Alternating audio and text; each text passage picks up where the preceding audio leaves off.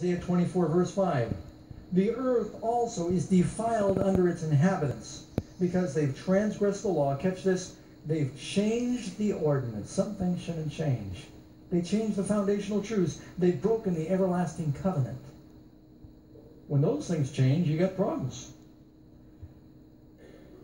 In America, one thing that people do a lot of changing is spouses. Some things shouldn't change. Now, you know, if, heaven forbid, you've been widowed, Paul says, you know, if the married person's spouse dies, they're free.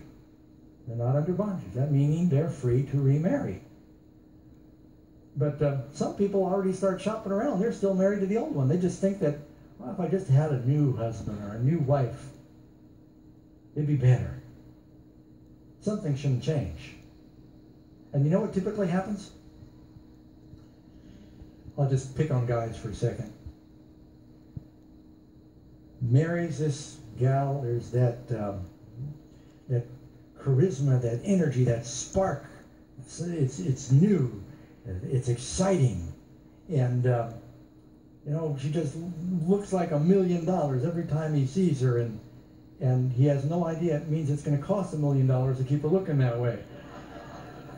Then they get married, and after a few months or years, he wakes up and looks at this creature in the bed next to him, got curlers and paste on the face, but he goes to work and his secretary still looks like $1 million. And he begins to think, well, I'm ready for a change. Comes home, wife says, take out the trash. And so, runs off with the secretary. A few months go by, he wakes up and he looks at the creature there with the curlers or something else. And she says, take out the trash. And you know what? Almost invariably, people who abandon their relationships for that, God is a loving God. He's a just God. I'm convinced he's got a sense of humor. He will put you back in the same situation so that you learn. I've seen so many guys that they throw away their families, they throw away their spouse. Women do it too.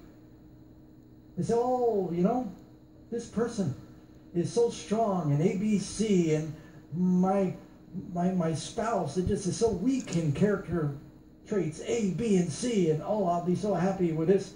But they didn't know when they married that guy how weak he was in D, E, and F. And they're in the same place. Say amen. If I could just have a change. God doesn't change. Malachi chapter 3 verse 6, I'm so thankful for that truth. He says, I am the Lord, I change not. Again, Hebrews chapter 1 verse 12. As a vesture thou shalt fold them up. Mountains and the hills can all be folded up.